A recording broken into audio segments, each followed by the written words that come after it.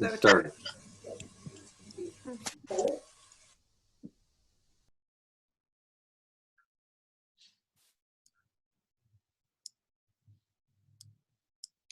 Hello, good evening, everyone. Welcome to Catalytic Communities' 20th anniversary party on Zoom.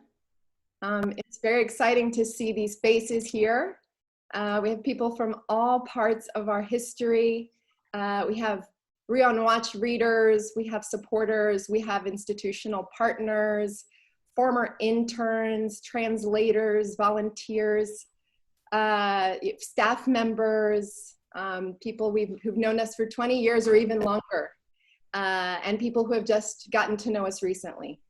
So my name is Teresa Williamson. I think I know most of you, but in some cases, this is the first time we're meeting. So I'm looking forward to hearing from everyone here as much as possible. Let me tell you a little bit about the plan today.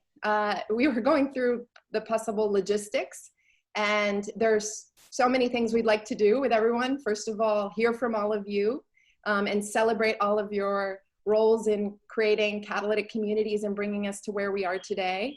And then of course our work, which we'd like to share a bit of our history, what we've been doing for 20 years, and then what we're doing now with COVID in the current scenario. We wanted to tell you a bit about what happened yesterday when we celebrated our 20th anniversary in Portuguese. It was a 4-hour event on Zoom. And it was wonderful, and Clara will be telling you about it shortly. And I also wanted to make sure that everyone gets a chance to meet our current staff. So we're going to try to squeeze all of that into 2 hours. I want to encourage everyone to use the chat. So say hello in the chat, let folks know who you are, let them know which part of CatComm you're involved with, if there's a specific area or domain that you're more engaged with in our work. You know, and also please, at any point in the event, use the Zoom raise hand function. Hopefully everyone can find it. If not, you can like wave like this, that works too. Anyway, so at any point, like if somebody can't stay the whole time and we're talking about something unrelated, but you want to say hello, please chime in, raise your hand, or just open your mic and go for it. Because we'd really want to hear from everyone that would like to share some thoughts tonight. We're going to go and talk about different programs, maybe not necessarily chronologically as well. So, you know, when you hear something you're engaged with or you care about, or you've been, you know, or you want to ask a question about, feel free to just raise your hands. We'd like this to be as much interaction in this as possible, which we know is harder on Zoom because we can only see one person at a time, for example. But anyway, again, I'm Teresa Williamson. Thank you all for coming. I'm going to introduce Clara from our team. Many of you will have engaged with Clara by email because she coordinates a lot of our communications. She's the one who puts together the Rio on Watch digest in English and the boletim, which is the equivalent in Portuguese. So every week she's there sifting through news, Rio on Watch articles, and everything to put that together for everyone. And so you'll get to meet her. And also if you support CatComm, if you donate to CatComm, you've probably heard from Clara thanking you for that support as well. So I'll pass along to Clara. She's going to share a bit about how the event was last night with community leaders. And that video is going to be on YouTube tomorrow, but it's already on Facebook. That event was live on Facebook tonight. So we're just recording for YouTube. So also important everyone knows we'll be sharing this event on YouTube later on. Okay? Thank you. Clara? Hi, everyone. As Teresa explained what I do, so I don't have to go through that anymore. But yeah, it's really nice to meet some of you that I've only met virtually. And as she was saying, yesterday we had a really engaging meeting with a lot of community organizers and allies that work with us here on the ground. And we heard from some of these community organizers, and we wanted to share some of their testimonials. So Teresa, if you can share the screen maybe, so that people get to see their faces at least. We translated them so that you guys can follow whether you speak Portuguese or not. And yeah, we really did go through the 20 years of CatComm's work. So this first testimonials from Bezerra, who's a community leader from Asa Branca, who's been involved with CatComm since the beginning. It was actually partially the inspiration for CatComm, according to Teresa. And he talked about how he was able to transform his favela into a neighborhood that's very beautiful, and that through CatComm he got the visibility needed to make sure that the community now has everything that a neighborhood has, and all the positive elements included. We also heard from Wesley Denilio, who I personally did not know, and it was amazing to hear from him. He was involved back in the day when he was very young, and his first email account that he ever had was opened while he was working with CatComm. He was in a period of transition from being a teenager to an activist, and that there was no space to develop the work. But that CatComm provided that space through a physical space that we had in the city center, like downtown Rio. And that space brought a lot of people together. So that was really cool to hear from him and get to know him. We also heard from Yara Oliveira from Alfazendo in City of God. And she talked about CatComm's integrity, the respect for people's words, how when we publish an article, her interviews come out in entirety. She talked about the role of identity and how groups now use identity to systemize their stories, and how through the CatComm network, there's this sharing of information from places all around the city, and giving them a sense that they're not alone, which is very true. And we also heard from Dona Peña, who many of you might know. She's a community leader from Vila Autódromo. She talked about how Rio on Watch was fundamental for their struggle in Vila Autódromo, bringing that visibility, that anytime there was an event, that they needed anything, they would call us and we would go through a network of many interns who are probably here and collaborators. And that our work strengthens the fight of people who don't have a voice, makes an incredible difference, and that it's marvelous when we have power and we can appropriate this tool that you all have created, both inside the community and outside. And she said that if she stayed in Vila Autódromo, it was because of this voice that she was able to be heard. We also heard from Gisele Martins. She's a communicator from Maré, who is dedicated to carry forward the memories of the struggles against evictions, and how she remembered when back in 2013, 2014, they would have meetings talking about topics for articles, choosing the focus together, telling journalists that came from abroad about what to cover. And she said that we are patient, that this team is super attentive, and that we cover the numerous issues about rights violations.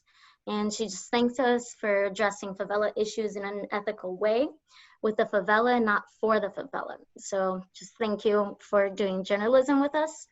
And I'm reading this not to brag, but to thank all of you who are part of this work and who make this happen. So we're extending the thank you that to all of you. And I think that's it for me for now. Thank you, Clara. So that was to give everyone a taste of our event last night. We had an event like this with community organizers and other collaborators here in Rio. And we went through our history and heard from people from each stage along the way. The whole video is on Facebook. It'll be on YouTube. And it's over 4 hours long. Don't worry, that won't happen tonight. We're planning to keep this tight. But if anyone wants to check it out, it's a really touching, wonderful event that we had.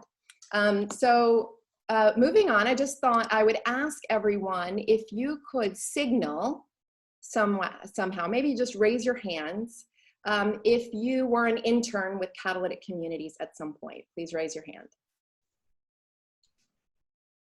Laura, Jamie, Alex, Chris, Diana, Annie, I think Lavinia, Anouk, Tara. Wow. Is that Rachel? Ava? So good to see everyone. Wonderful. If I missed, oh, I think I got everybody. Awesome, everybody. Various phases in our history. Thank you. And how many of you were actually in Villa Autódromo at some point covering evictions there? David, Jamie, Mariah. Amazing. Alex. Thank everybody. Thanks all of you. And then how many of you are collaborators of ours on one of our projects, the Community Land Trust Program, Rio on Watch, the Sustainable Favela Network, or any of our programs in the past before that? Please raise your hands. So Leonel with the Sustainable Favela Network, Christian, Malcolm with the CLT project, checking if I'm seeing anyone else, Mariangela with the CLT project, Mariano too, right Mariano? Yep, awesome. And how many of you read Rio on Watch regularly? Please raise your hand. Yay. Amazing. Amazing, everyone. So just returning to any of you that didn't get the very first couple minutes, so please introduce yourselves in the chat, and then raise your hand at any point, either the raise hand feature here on Zoom, or I saw Sukari raise your hand, but yeah, not for this. Okay, cool. Raise your hand feature on Zoom, or raise your hand, try to get our attention, because we'd love to hear from as many people as possible at any point as we're talking. So I'm now going to introduce, we've decided, I've got lots of slides to show you of different periods in our history and our work, but I just want to make sure that we can talk about our current projects a little bit, make sure that whoever has to go gets to share their story with you from our team. So I'm actually going to start with our most recent project, and I'm going to invite Tarsila to introduce herself. And Tarsila is our coordinator on the Favela CLT program here in Rio. She's going to just tell you a little bit about that project. What I'm going to do is I'm going to show some slides while she's talking. And feel free to also pose any questions to her as we go along. I don't know if the slides are necessarily going to go exactly with what Tarsila has to say. If Tarsila wants, she can talk about them, or else she can just talk about her current experience. Hello, everyone. Good evening. It's a pleasure to be here talking with you about the CLT project. There is actually the Termo Territorial Coletivo, as we call here in Brazil. Well, first of all, I would like to apologize for my bad English. I hope you all can comprehend what is the Termo Territorial Coletivo, our CLT project. But if you don't, you don't worry. You can ask Teresa later, or Philippe. There is another member of our team that is here. It's a pleasure to be here and talk a little about this very exciting project. Well, the Termo Territorial Coletivo is a Brazilian CLT model, an instrument that aims to ensure security of tenure and community strengthening in informal settlements all around the world. It already has several examples from CLTs around the world and 5 decades of successful application.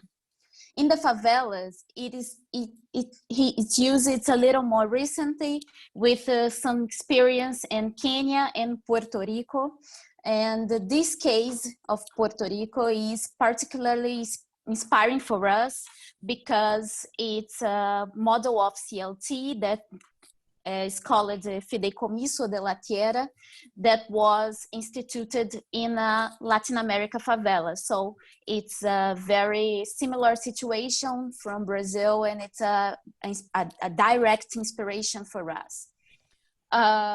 In Rio de Janeiro, the project started in 2018 with exchanges with technicians and residents in Puerto Rico. Exactly this picture that Teresa is playing, it's about this exchange. It was workshops, a 3-day workshop with some leaders and community members and universities and all the people there is working with the team of the land and housing here in Brazil. After after these workshops, after these meetings, we start a working group.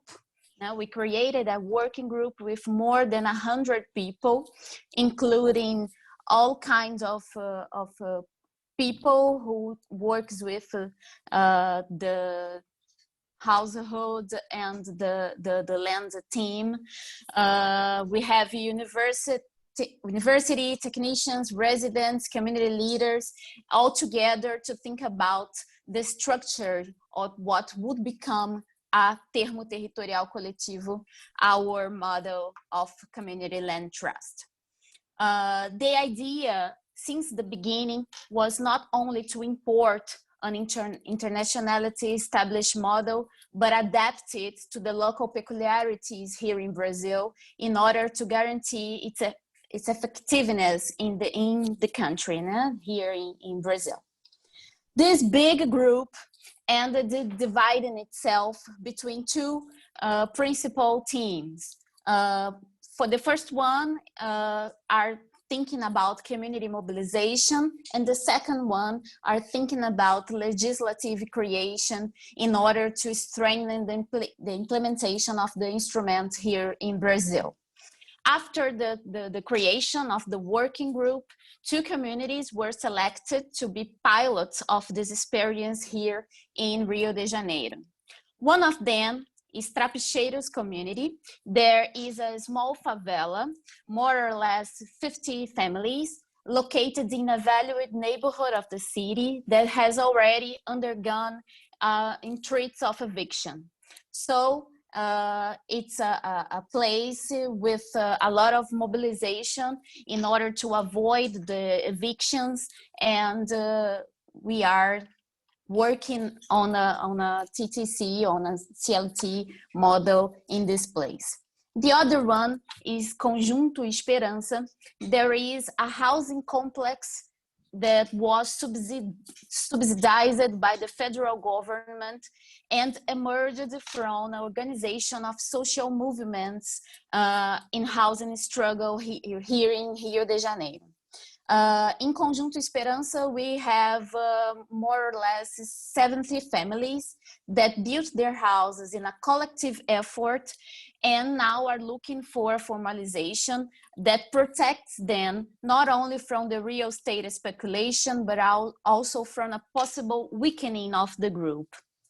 Well, in addition to the actions in these communities, the project has already developed several proposals for laws that will be forwarded in the next year to follow the legislative process and we hope be approved to facilitate the implementation of the termo territorial coletivo, our CLT model. These laws aim exactly to facilitate the implementation of the TTC by taking into account some important aspects, such as, for example, some kinds of tax exemptions. There is very important, very important for the inhabitants in the favelas. The pandemic brought, of course, a great challenge for the project, especially because the mobilization actions were carried out entirely in the territories during all the project.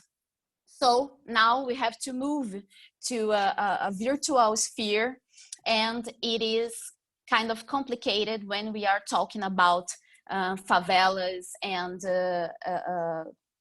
his inhabitants.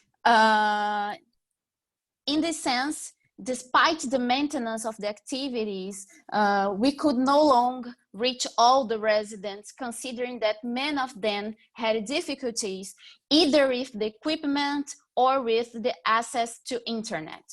So it was a great challenge for us this year. But despite that, the project maintained the momentum that year, holding an average of 1 meeting every 20 days in each community. And in this meeting, we are trying to reinforce the structure of the TTC and also put ourselves available to collaborate with the most immediate needs of the communities, which could vary between assistance for some kind of formalization for the access to emergency income request granting, or the concession of basic food baskets for people that became unemployed, and others, other kinds of immediate necessity that have emerged in this pandemic context. In this sense, we can say that the project was very resilient to the pandemic situation that was a worry for us in the beginning of the pandemic situation. And the project was able to strengthen their actions and their mobilization with community, with a nucleus of the residents, with a small group of residents that become a solid group to the project, that understand now much more about the structure, that understand now much more about the objectives, the way also the TTC or the CLT works. And this makes us very happy because of the challenge we faced in the last months.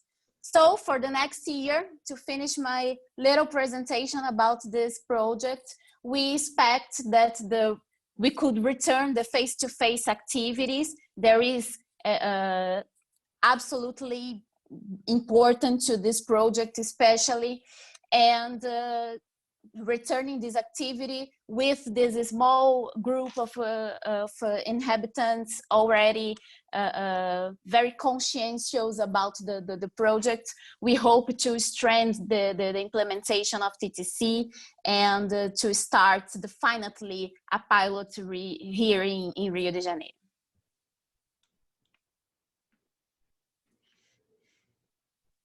Thank you so much, Tarsila. I was just thinking this would be a great time to hear from any of our collaborators on the CLT project.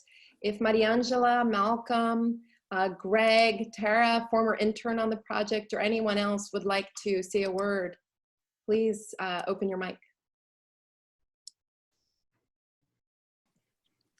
Maybe I'll, oh, sorry. Do you want to go ahead? Go ahead, Mariangela.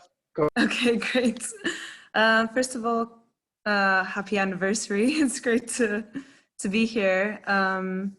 And yeah, just, I mean, with regards to the Favela CLT, we've been, yeah, really honored to be able to work with you guys on this at World Habitat. And we feel that what has been achieved in this time, despite all the challenges that have come about with COVID and the challenges that exist even despite of COVID, I mean, it's an incredibly ambitious project that can really set such an inspiring precedent for so many communities in Brazil and abroad too. So it's really valuable work, and we've been really, really grateful and excited to work with you guys, and we're very excited about what's to come too. So once again, well done everybody that's worked on it.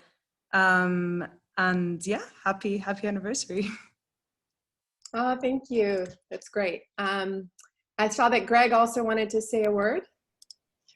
Hi, Greg Rosenberg from Madison, Wisconsin. I'm a board member of CatComm, and I'm co-director with John Davis with the Center for Community Land Trust Innovation.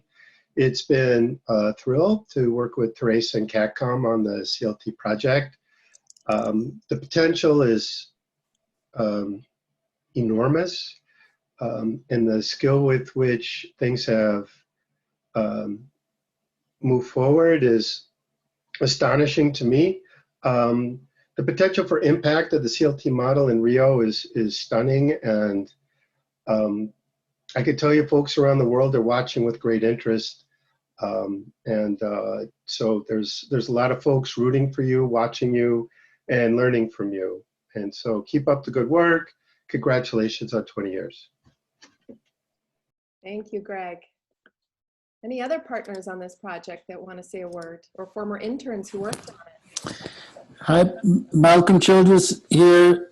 I just want to say I think it's tremendously exciting and important, the progress that's being made in the CLT initiative. And having visited and listened to the communities talk about this, you really see how this is growing directly out of people's experience and their need for security in a collective way. I think I just want to echo what Greg is saying. I think if this can,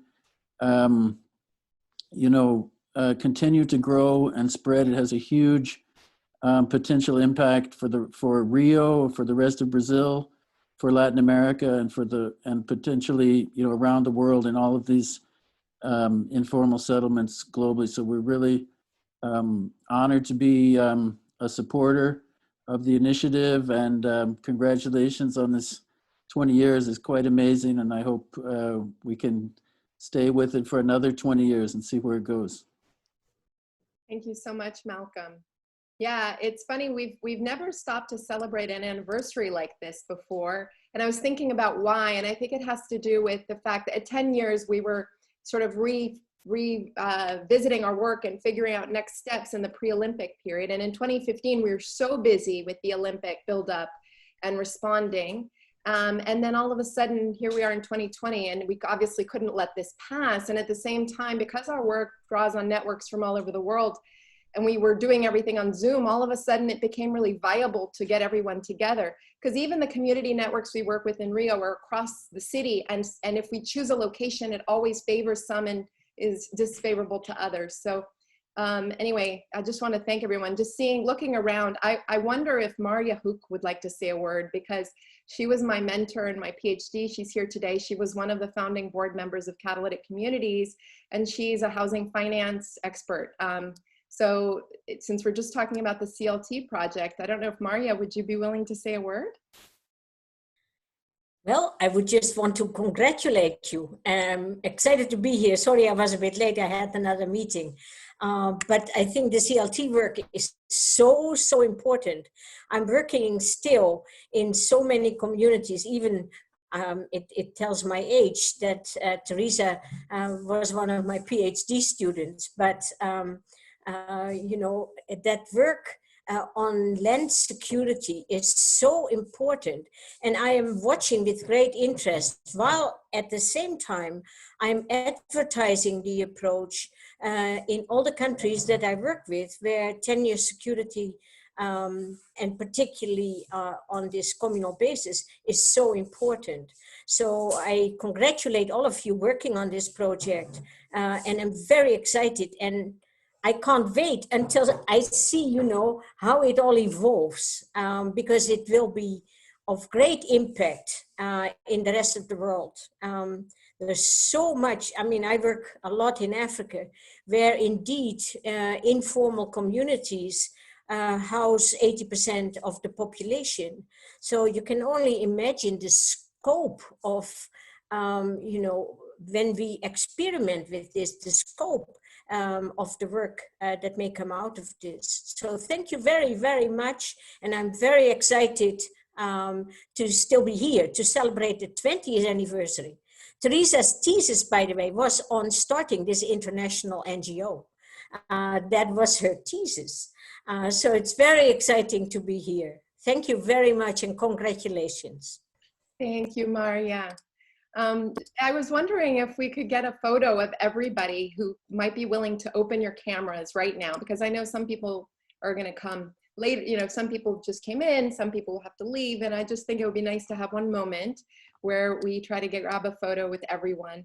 So anyone who's willing to turn on your camera, please do, and we'll take a couple of photos. Hold on, there are going to be a couple more. Oh.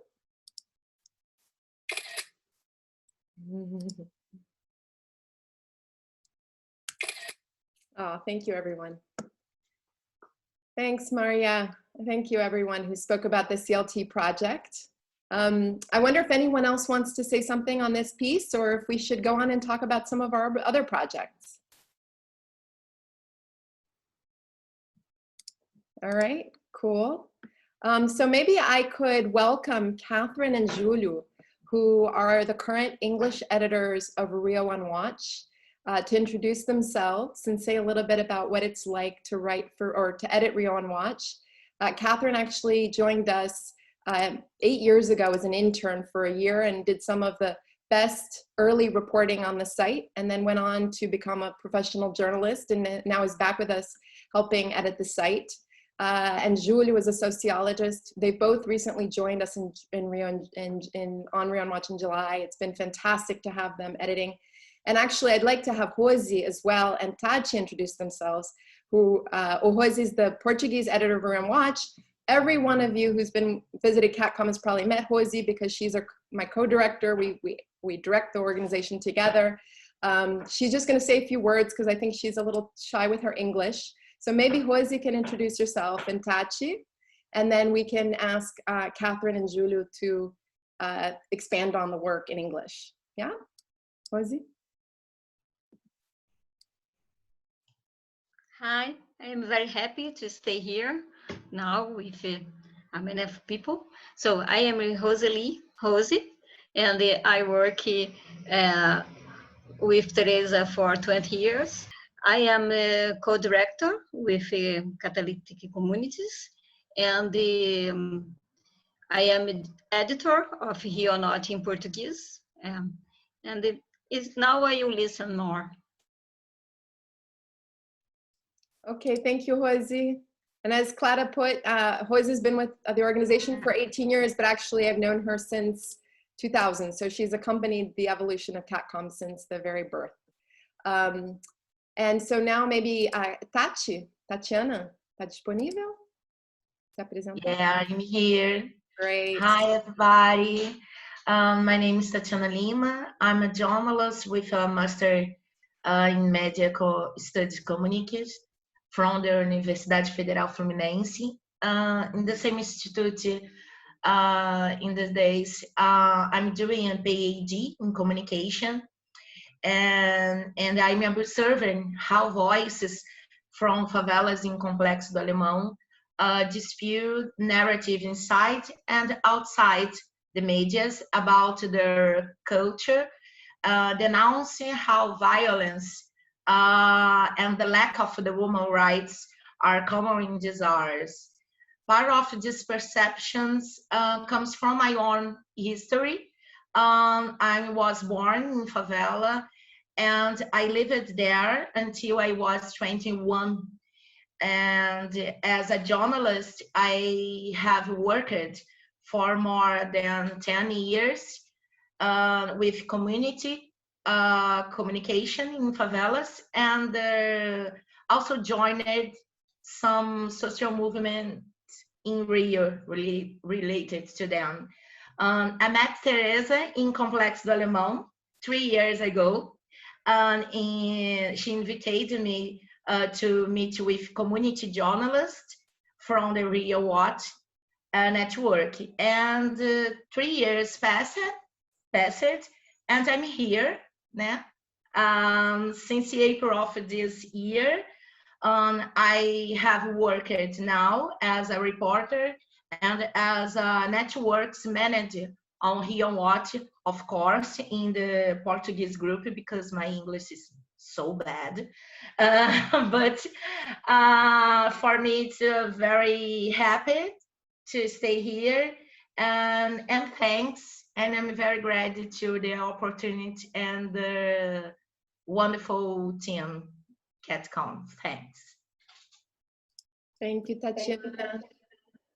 Everyone, Tatiana does some great reporting. I'm going to see if maybe Clara can share the link to her reporting, and anyone else who speaks, we'll see if we can share their writer links so everyone can see their work. So now I'd like to invite Catherine and Julio. I wish Zoom allowed you to have the two people next to each other, because this is our power duo co-editing team. I don't know which one of you was planning to start. So I'm gonna start. Okay. Yeah. So we're gonna revert to traditional ladies first, right? We're not so much of thinking here. So, as Teresa has introduced, I'm a part of the editorial team in English. Catherine and I were both co-editors of Rio on Watch since June or July, maybe. I'm kind of lost in time by now. But it's a very, very powerful job. I think it's one of the most powerful jobs I have ever been part of in my whole life. And as Teresa said, I am a sociologist, right? So I have been researching favela for about 10 years now. So I am a master's in sociology. I studied this in UERJ, which is the University of the State of Rio de Janeiro. In there, I took a master's degree with one of the most renowned sociologists in Rio. And my voice is a little bit shaky because today he has passed away due to COVID-19. So one of the biggest influences in my academic life in sociology and favela studies in Brazil, Luiz Antônio Machado da Silva. Maybe you have heard about him. And he inspired me a lot to pursue studies trying to claim my voice, the place it has always been denied. All right. So I am a Black South American man from a family that had been brought from Africa, enslaved some centuries ago. And we had always been relegated to second places, second, second places, second class jobs as second class citizens, right? So, and this now is changing because, as probably you have been following from about 10 to 15 years ago, things have been changing in Brazil. So more favela people, more Black people are being granted access to university, to higher education. And Tati has just mentioned that she's a Black favela woman just like me. I'm not a favela man, but I am a periphery man. I have always been brought up in periphery neighborhoods in Rio. I live nowadays and for the most part of my life in Ilha do Governador, which is an island inside the Guanabara Bay.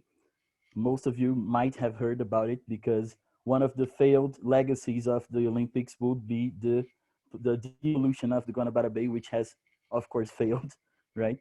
But about the editorial job, I will speak a little more. Um, Most of you might be thinking, okay, but how do these guys get these articles from favela writers, community communicators, or journalists, and they make like a line that makes sense with so many diverse writers? I think this is due to Teresa and Rosie's work for the most part, right? They have constructed a very solid editorial line with very solid principles, which are, for example, just to say some, not stigmatize favelas, focus on solution journalism instead of only focusing on problems, right? See favela the way they are, not the way they should be, all right? Of course, we can discuss the way they should be, but they are what they are, right? They are solutions for problems that are real, that exist, and that the governments and states have failed to address. So Teresa, Rosie, and of course the whole team here, we see favela not as a problem, but as a solution, all right? And we go there not as a colonial discourse, not in a colonial way, but trying to know for them, trying to learn from them, and trying to help them the best way they say they need from us. So one of the very important parts of our jobs are to understand what are the things favela inhabitants and residents need for us to talk. And for example, every 2 weeks, I believe, maybe Josie or Tati can correct me, but I think it's every 2 weeks, we meet with community journalists and favela residents to discuss what kind of issues they're living and what kind of issues they want us to report, because they know we reach some parts of the globe and some publics that they cannot generally reach. First, because of the language barrier, and secondly, because they do not get their positions in mainstream places and media, and they're not that represented as they should be. So that's our job, in my point of view. And this is very successfully made because Teresa has been building bridges and has been consolidating a kind of a network that has been active for more than 20 years now. Because in my opinion, I think CatComm was completed 20 years yesterday. So now it's more than 20 years, right? So it's for more than 20 years an active network that has been on. And this network is very active, so if they want, they do not need to meet with us before sending us propositions for articles. They can just write an article and send to us before they even tell us. So they are the center of our work. They're the reason of our work, and they are why we're here in all reasons, right? Um, Not only favela residents and journalists write for us, but communicators from other backgrounds. So Rio has a very big greater metropolitan region that is poor and somewhat violent in relation with the state. So they suffer similar problems than the favelas. They're not equal in their social formation processes, but they are similar. So Rio Watch also covers these regions with community journalists, community communicators, and local residents. We have interns from your universities abroad, so from the United States, from Europe, from Canada, Australia, Spain now. So we have a lot and diverse background intern formations here. And we also have the collaborators from PhD programs, graduate programs all around the world, and also some partner institutions that want to support the work we do here. So, for example, now we have currently 4, if I'm not mistaken, partnerships with San Diego State University to write articles based on the Sustainable Favela Network, which is a project that is going to mention in some minutes, I believe. Rio Times, which is a kind of a mainstream newspaper here in Rio, based in Rio, but in English. And we write for them about favelas and issues related to favelas, if not directly about them. We have a very new relationship established with Porticus in a project to kind of cause a shift in the narratives, in the racial narratives that tend to be racist exactly because of the social constitution of Brazilian society. And we have one partnership with my alma mater, with my uh, first university, with UFI, which is Federal Fluminense University in Niterói, in the metropolitan region of Rio, which is based on writing articles about favelas that are not so uh, known by the general public, and they're not so talked about by the public, by the mainstream media, or not even by us, right? Because generally of course we focus in the whole metropolitan region, but the communicators, the favela residents that are part of the network, they're more from the Rio city itself and some parts of Baixada Fluminense and etc. So these partnerships, they help us focus in some very neat issues that are being invisibilized generally, and also they make us spread the scope of our network of collaborators, interns, and residents of favelas that are partners of this effort. So, and we also count with volunteer translators, right? So all the translations you read in English, because of course the articles of the favela residents are written in Portuguese.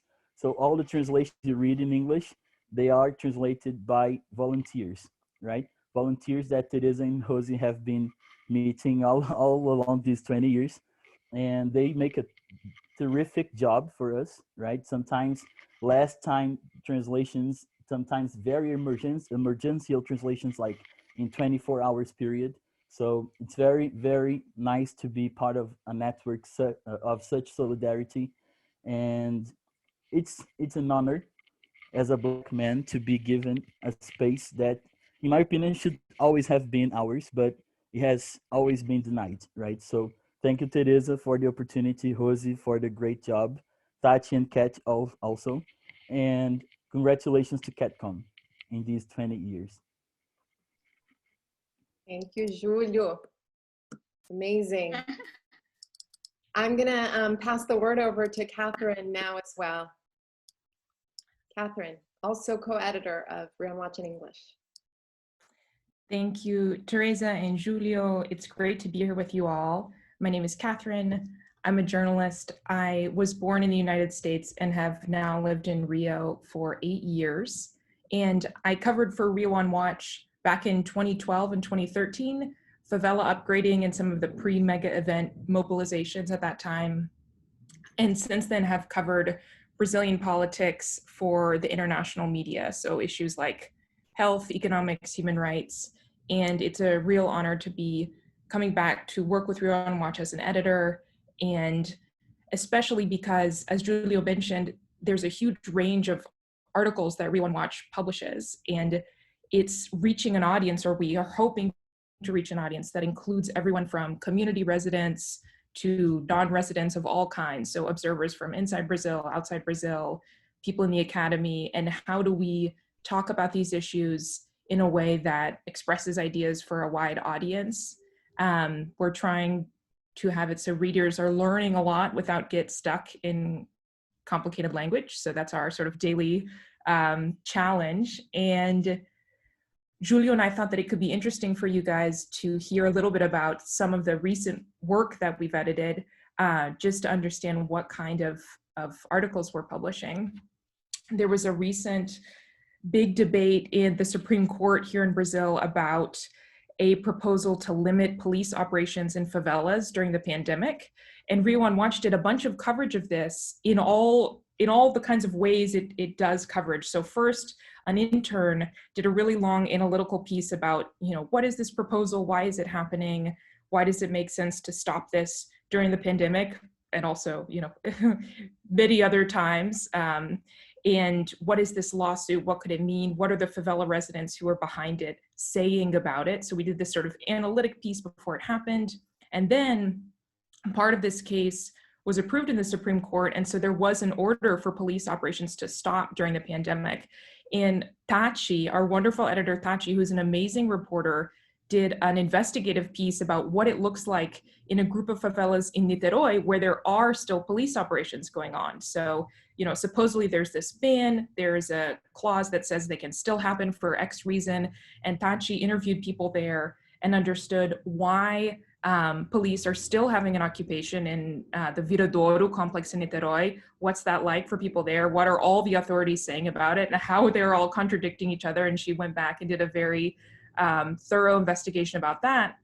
And then we also published a first-person account from a resident of those favelas about what is my day-to-day life like of living through this police occupation right now, and what are my interactions with the police like?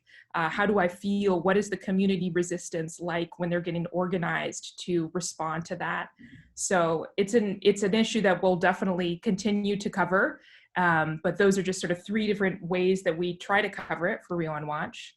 And as far as community correspondence during COVID, during the pandemic, they have written on all sorts of things, everything from how case fatality rates are playing out in different parts of the city. So we had 2 articles about Campo Grande in the West Zone and how its really high case fatality rate contrasts with Barra da Tijuca, another part of the West Zone, and how that stacks up with access to health facilities there. We had an article from Tabara, from the Baixada Fluminense, about how community leaders in favelas are rethinking paradigms about economic policy during the pandemic.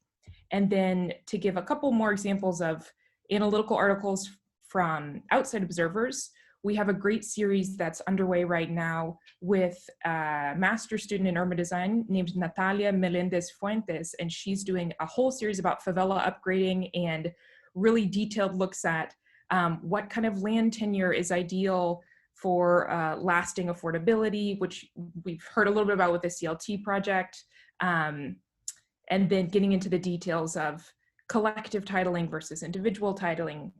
What about financing for upgrading? How should that be structured? And she's taking a very, very granular look at that. And then finally, I want to mention one other article in which an intern and a staff member took a look at debates about police and prison abolition in Brazil and the United States in the light of anti-racist mobilizations, and how ideas about thinking about alternatives to our criminal justice system, which have always been percolating and very vocally supported by a certain group of people, are now moving more into the mainstream. And so what do those discussions look like in Brazil versus the United States? What examples can we point to in Brazil for self-management and autonomous societies that you know, you wouldn't necessarily know about in the US, like Quilombola community.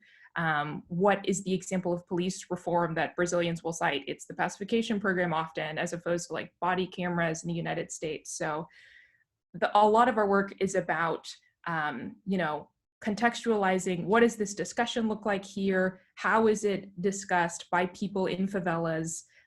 What makes sense to them? How do they talk about it? And what seems like politically sort of ideal and possible? And the first step to all of that is being able to have a common language to talk about it. So that's part of what we do. And once again, very grateful to be here, be part of this project, and be learning together alongside with all of you.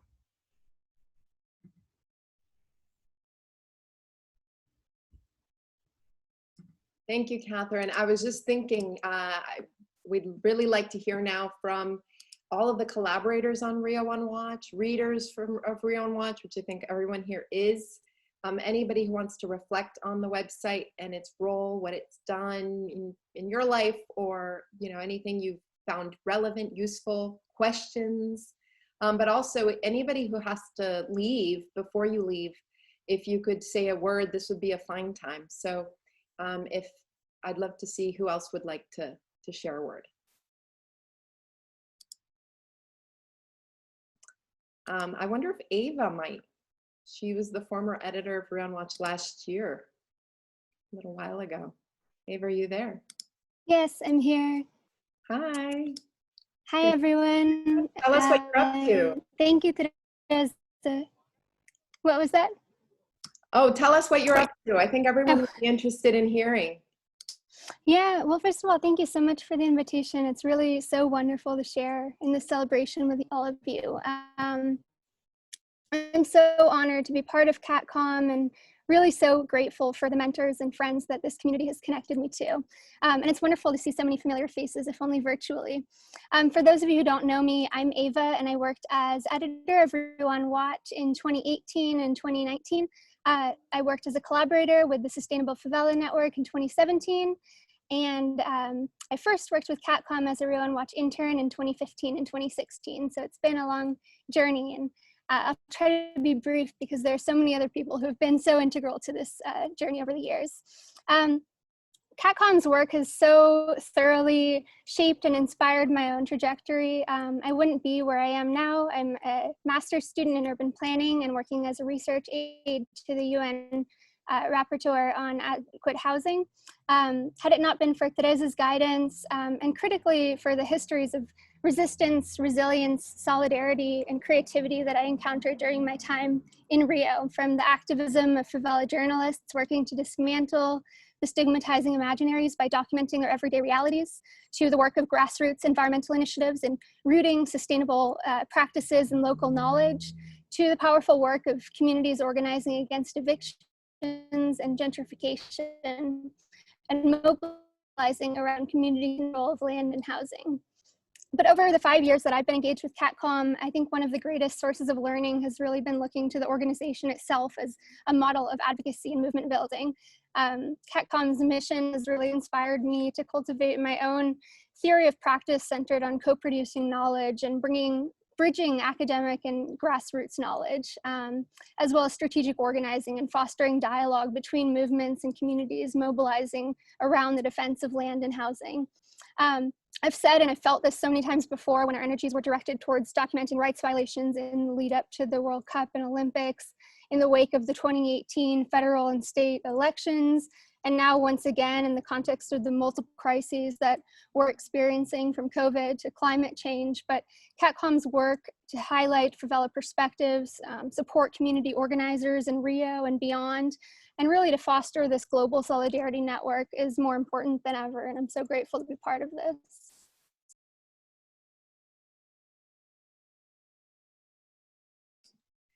Thank you, Ava. Ava's, maybe somebody can share some of Ava's writing from back in the day as well. And we miss you. Ava would come back every year for something new. And we were blessed to have her every time. So now we're excited that you've moved on to take all of this forward. So who else might want to say a word about Rio on Watch? being a part of it. I see various interns. I don't know, Emily just finished her internship. I don't know if you want to talk about what it was like to do an internship during the pandemic. You're one of our new group of interns who never got to be with us in Rio, visit communities, and somehow you were incredibly instrumental in this period from afar. Can you say a few words about that, Emily? Yeah, thanks so much, Teresa, for hosting this. So yeah, I was an intern this summer, and I really just could not have expected a pandemic internship to have been so fruitful.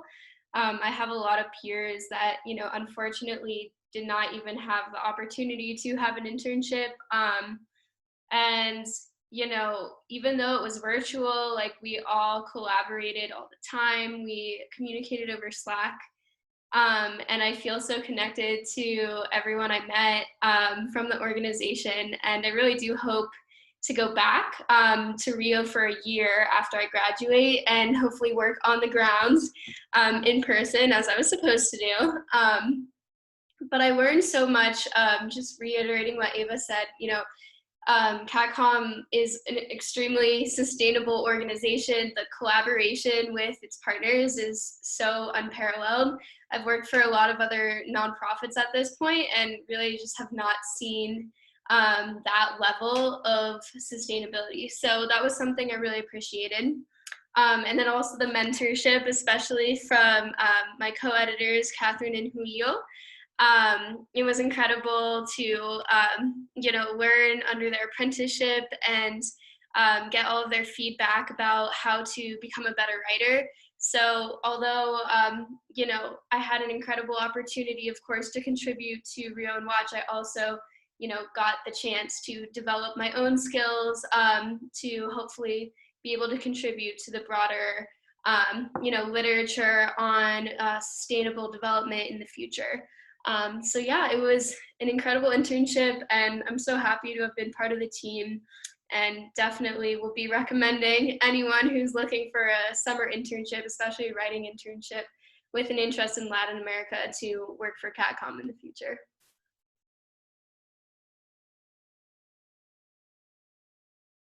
Thank you, Emily. Hopefully we can share your link too. Hopefully Claudia's going to share your wonderful work.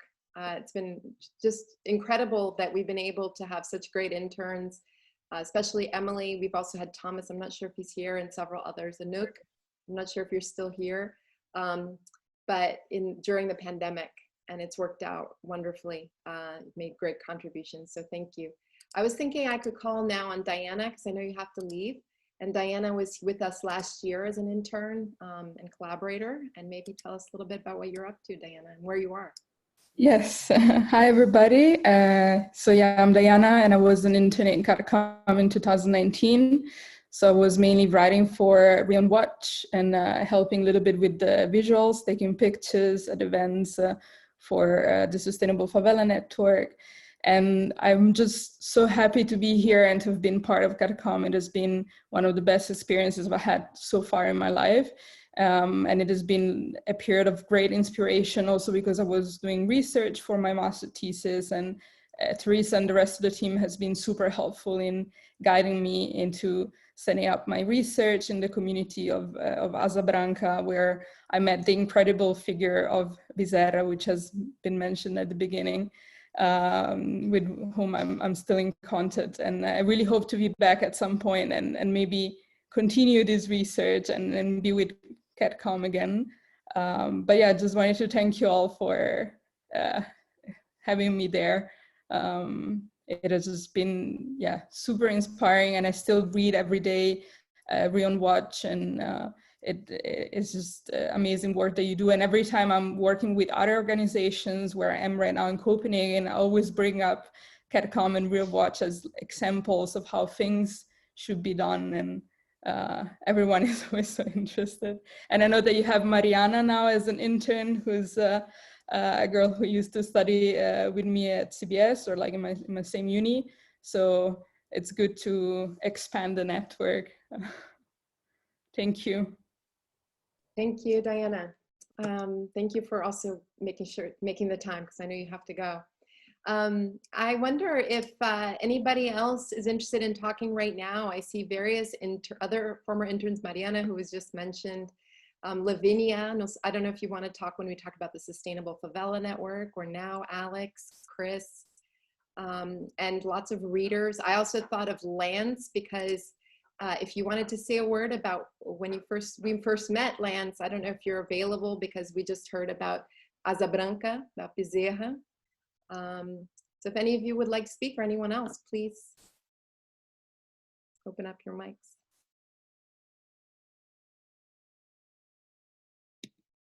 We'll go ahead and talk real quick. Yeah, so I'm Chris. I interned with Rio on Watch and CatComm back in 2018 when I was studying abroad at Buki. But I started reading Rio on Watch's stuff back in 2013, 2014. In the lead up to the World Cup. And that was kind of how I got interested in Brazil to begin with. So like a lot of my studies and like the internships and everything I've had have all revolved around Brazil, but Rio on Watch was kind of the first thing. So that's like the reporting that initially got me interested in like, maybe there's something beyond this World Cup that's interesting about where it's taking place, about Brazil, and kind of got me interested in what was happening in Rio and Brazilian culture and everything beyond that. So that was kind of like a huge role in who I am today and where I'm directing my career, etc. And also just between the reporting and my internship was something that really taught me a lot as far as, again, best practices, like was mentioned, and as well, just kind of, again, like a sustainable concept that involves all of these different partners that need to be involved and need to be heard and at the forefront, but can be kind of discombobulating at certain times because there are so many voices to be heard and so many things to be said, but it seems to work out and constantly is evolving with all of these new projects. And it's so cool to follow all of you guys that are working on this. Are so cool. It's been so awesome to hear from all of you, from Rosie, from Tachi, Julio, Eva, Teresa, everybody. Forgot some, but thank you. Parabéns, CatComm. It's been awesome. Thanks, Chris. Awesome. So I was thinking, oh, good. Who's going to speak now? No? I was going to say a couple. Oh, great. Go Armando. Armando is currently a collaborator with me. Hello, everyone. My name is Armando. I'm a collaborator. I was over the summer, and I'm still in the team and possibly writing my first article as well, which is something I want to talk about. I'm at the University of Illinois as a PhD student.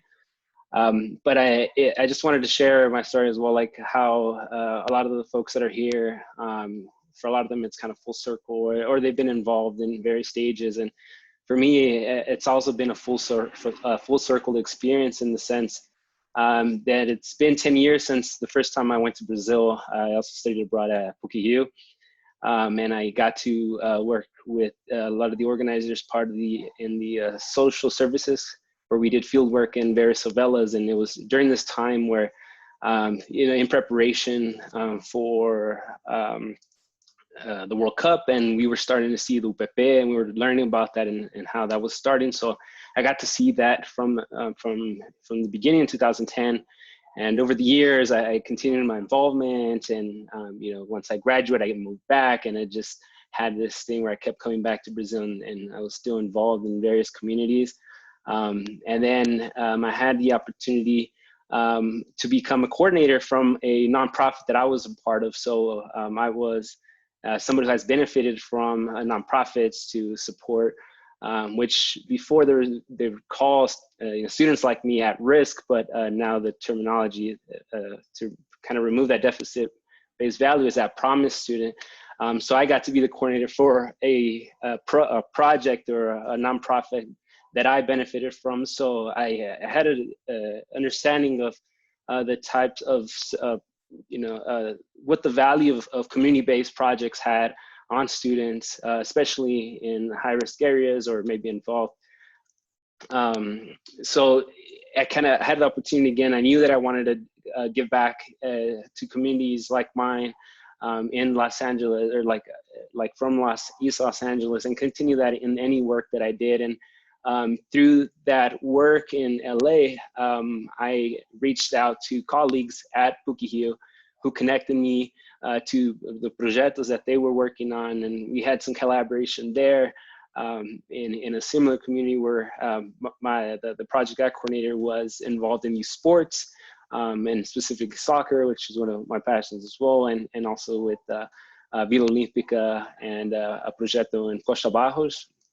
And today, I have the opportunity to write an article about the visit that I made in 2010, and also introduce this new proyecto in Costa Barros that is supporting, again, youth programs and community programs, and just kind of hearing everybody's story, and how it started in 2010, and sharing that story, and then now being able to collaborate with folks on the ground, and just highlight the local voices is a privilege, and it's also a humbling experience to be able to give that full circle, and something that started very from the first time here in Brazil to now in 2020, and to want to continue to be involved. And I hope to be involved also coming back year after year at CatComm and follow the mission. So I thank Teresa also for the opportunity just to join an amazing team, and I'm happy to hear all the stories that everybody has to share and their experiences with CatComm. Thanks so much, Armando. Thank you. I was just thinking, Jamie is here, who was, speaking of 2010, she was one of the first interns, possibly the first person we called an intern, although we had volunteers before, with CatComm, and she's now a professor. I don't know if Jamie could say a word, and then hopefully Brian can say a word as well about Rio on Watch. Then I can show us a few more slides. So thank you for inviting me here. I'm so happy to be celebrating with everyone from Odyssey. So good to see all of your faces after so much time. As Teresa was saying, I was the first intern. I remember contacting Teresa way back in 2008 when I was a master's student, and I remember that I wanted to be involved, and we were talking about this idea of social capital. And at the moment, Teresa was like, yes, we think we're doing good things, but we can't exactly measure it. We want to be able to explain to people how well, how we are trying to, again, literally catalyze these communities, make these connections happen. And so initially I started well before Rio on Watch. I was in the room when we made the name for Rio on Watch. But before that, Josie and I primarily, were going around to all of the different communities to look at the projects that were going on.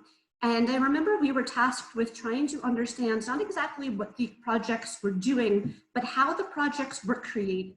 Because initially we were trying to then connect this idea of, well, if one solution exists here, perhaps if we tell people about it and we publish it in Portuguese and English and Spanish, maybe people from around the world will be able to replicate these types of solutions. So we were pretty excited about that. And then I remember on one particular visit, I think Rosie, you were there too, we were out in Verdeja, and we were just about to go on a tour of these beautiful gardens out in Complexo de Alemão. And the organizer said, before we go, we just have to come with me. We're going to go into this room and we're going to chat for just a minute because we have to watch TV. And we kind of walked into this room, and it was really dark, and we sort of sat around and we were watching TV, and all of a sudden what we were watching was Copacabana. And there they opened the envelope and they said, Rio has won the bid to host the Olympics. And I remember the image of people on TV all the way throughout Copacabana, and everyone was cheering. And I remember looking at Josie, and I had this moment where I was thinking, I was like, you know what? I'm going to be here for a very long time, because there are so many things to be done, so many issues that we need to think about. And I think CatComm at that moment, you can correct me if I'm wrong, Teresa, also had this moment of thinking about how are we going to transform. So there's always been some sort of focus on how do we connect people to show people that we are doing good things and we're putting things into motion. And at this point, we were sort of confronted with some mega events that we then had to deal with. And it was sort of at that moment that CatComm sort of took a turn, and we started to see more people being involved on it. We have to get the stories from people on the ground. And I think it's that moment that we started to kind of look into, or you all looked into, this notion of, you know, how do we create this Rio on Watch so we can hear from the ground, from the people, what is happening, because really we have to hear their stories. And so pretty much since then, y'all know the CatComm story. And again, I was going through school when I was doing all of this. I came down to do my PhD work in Muda Providencia, and Teresa was a fantastic gatekeeper and kind of opened up some doors for me to be able to talk with people also on the ground. And also, again, thinking about this idea also, a couple of people have mentioned it, the best practices. Of which I also learned from Teresa and working through CatComm. And since then, I've been trying to be as involved as possible. And I hope to work with you all in the future, because what you're doing sounds absolutely amazing and integral. And I think if we are looking back at this 20-year retrospective, one of the things that I admire most about CatComm is the ability to sort of transform at those perfect moments of saying, okay, these external things are happening. How do we refocus and how do we get the job done? So congratulations, bada bangs. Fantastic. Thank you so much, Jamie. I wanted to point out that we have a couple of board members past and present here. I also want to show a few images just so folks who are, want to see a little bit more of the work, the images of the work can see.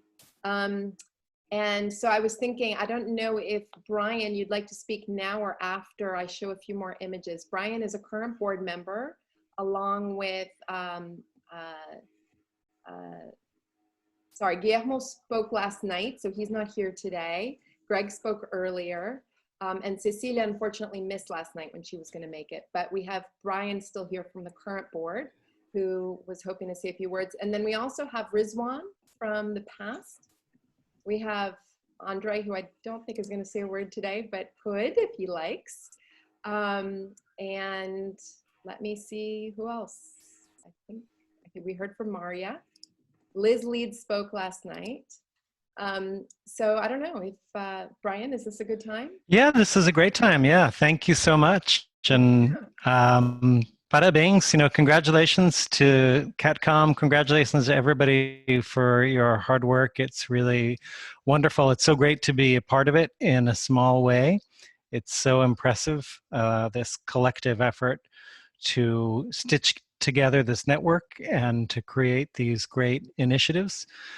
And it's also great to look around this virtual room tonight and see some former students and colleagues and friends and old friends. And it's wonderful the way that CatComm can connect us as well as all the people working there in Rio. So, I mean, I'm just so impressed by this organization and really committed to helping it continue for another 20 years and beyond. So congratulations. Thank you, Brian. So maybe I'll show a couple of slides. I want to hear from everybody. I keep looking around. I just want to hear from everyone, but I'm also cognizant that I should also show you guys some of the work we're doing and we've been doing. So let me just show a few more slides again. We showed some earlier of the Community Land Trust project. I'll just show some quick slides about the Rio on Watch project, which I think everyone's most familiar with because it's a 10-year-long project and it's our main communications work is through this platform, which is bilingual. And it came along to show what's actually happening in relation to the official narratives, but then in the pre-Olympic buildup. But then over time, it became a platform for really narrative shifting around favelas. We've had some collaborators producing videos of various types. We've had collaborators and volunteers and interns helping us research how media covers favelas and how that's changing over time. We've done, we do regular meetings with community journalists, but also between community journalists and international correspondents in Brazil. The platform is read by people all over the world. We've also done exchanges. So this was an exchange last year where we got to take 3 community leaders from Rio to New York for an exchange, thanks to Leonel Ponce, who's here today. Maybe he can say a word about this. And so this is an example of where we have literally, you know, the correspondent for the New York Times sitting, talking to correspondents from community media outlets in Rio's favelas. So these sorts of exchanges, or The Guardian, et cetera. These are sort of the exchanges we do as well. So there's a lot of work on Rio on Watch beyond the news platform. So I just wanted to mention that. And it's just turned 10 this year. If you visit Rio on Watch, there's a little, you'll see this image in the corner. You can click on it and open up a full timeline that shows major milestones in the site. And many of the interns here were involved in some of these milestones. But we've seen a recent very large growth in the site during the pandemic, where we've been hitting, you know, 70,000 monthly readers from 180 countries. So the site has become a real reference, mainly in Rio, but globally around favelas. And then I thought I would just take advantage of this moment with the slides to transition into the Sustainable Favela Network, which is a project that was seeded in 2012, but really started in 2017. And it was seeded in 2012 when we produced a film for the Rio +20 Environmental Summit called Favela as a Sustainable Model. If you haven't seen it, please do. This was a really important moment in our history. You know, we started looking at how favelas compared to other parts of Rio in terms of sustainability to make arguments that maybe we could have a sustainable future, not through evicting informal settlements, but by recognizing the qualities when they're consolidated that they've built into their fabric, and then improving them based on those qualities, right? So there's examples in Rio of communities building green eco-sewage systems as a solution to sewage. And in 2017, we did this mapping of this network in Rio, which we then launched in 2018 and 2019 through a series of exchanges. And you can see there's a lot of agglomeration in this project. We do a lot of meetings with a lot of folks. This is our annual meetup that we do every November. This year it's gonna be on Zoom. But basically, this is a Careca who spoke last night, and he's got a green roof on his house, which is demonstrable 15, 20 degrees Celsius cooler than the community around him. His house with 50 plant species on the roof, you know, all these sorts of initiatives on the ground. So this is what the network is about. It's about recognizing and strengthening these local organizers, which is really the heart of what Catalytic Communities does, broadly speaking. So just a few more pictures.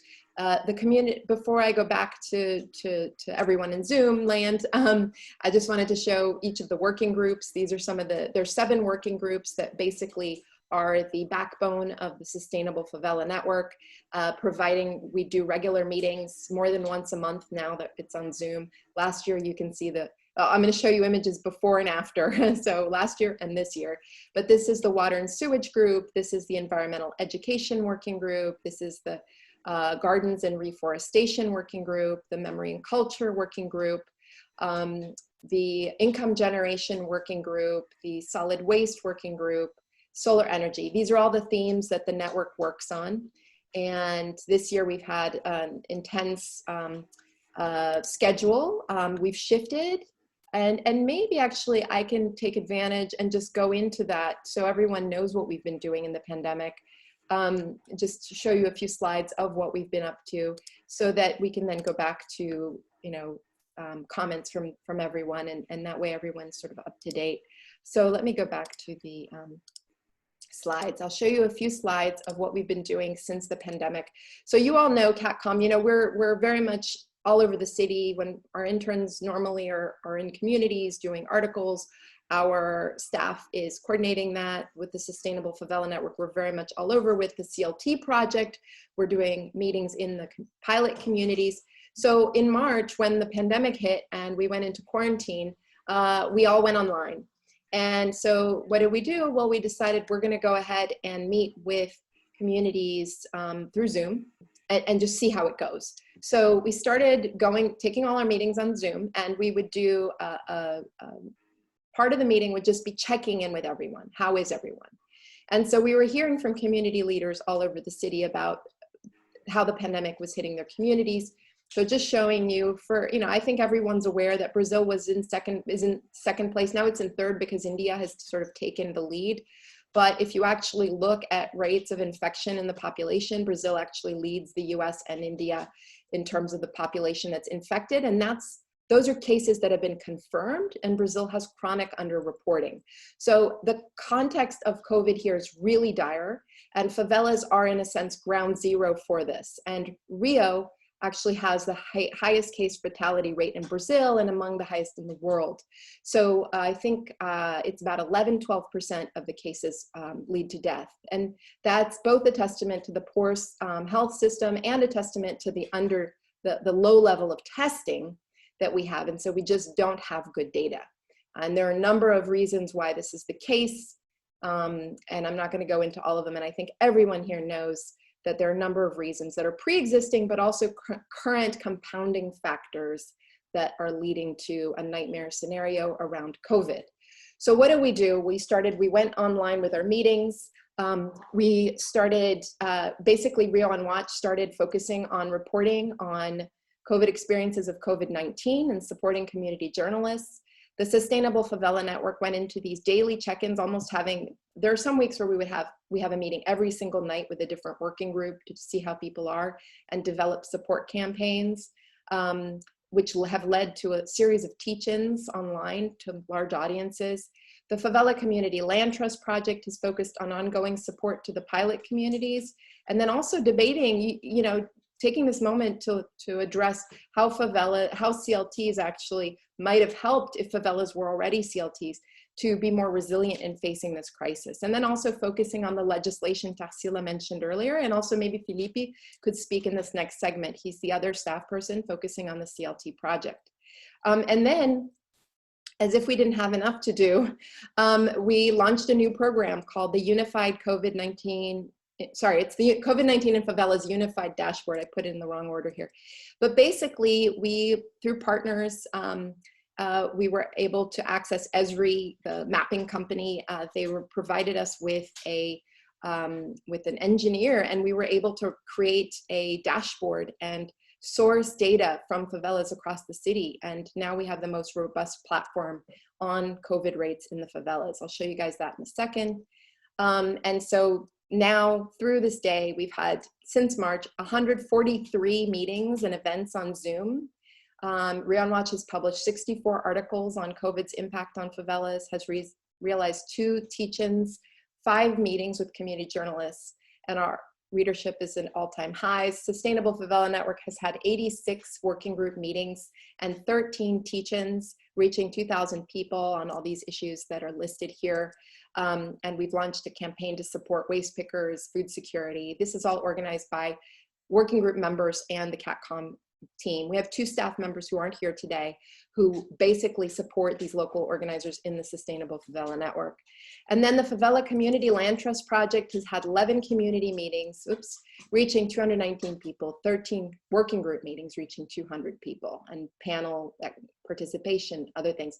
The book chapter that was mentioned by John in his text intro, maybe John might want to say a word in this next segment too, which has come out, which talks about community land trusts all over the world and features our work in one of the chapters. And then finally, the Unified COVID-19 in Favelas Dashboard, which has held 2 press conferences. And the heart of the dashboard really is the weekly community meetings that we hold every Thursday with the partners. There are 20 partners in that project. So just to show some of this, the reporting, responding to the fact that favelas have been abandoned to do their own organizing, and they've been really hit hard economically by the pandemic. And then with the lack of data collection by the government, favelas have taken it into their own hand, and specifically, we've partnered with 20 of those groups to join all of their data collection into one unified platform, the COVID-19 and Favelas Unified Dashboard. Now, these are some of the people at the press conference. We've had a lot of visibility in the media for this project, and we've decided that we actually want to keep it going past pandemic if we can, and make it into a broader mapping and data collection program across the favelas in Rio. So hopefully it'll stick as a fourth programmatic area for Catalytic Communities going into 2021. These are the teach-ins that have been held on a number of themes. Just showing how communities have organized, going from what they did before to what they're doing now. What they did before to what they're doing now. And favelas really, during this pandemic, have taken the rein into their own hands, even more so than they already had to before, to try to control infection and keep their residents and neighbors alive. And then this is the Waste Picker campaign, the Support to Waste Pickers campaign that's been run by the Sustainable Favela Network. So with that update, I just wanted to bring it back here. So who'd like to say a few words now? Maybe with the Sustainable Favela Network introduced, we could hear from Leonel or any of the other collaborators on that project.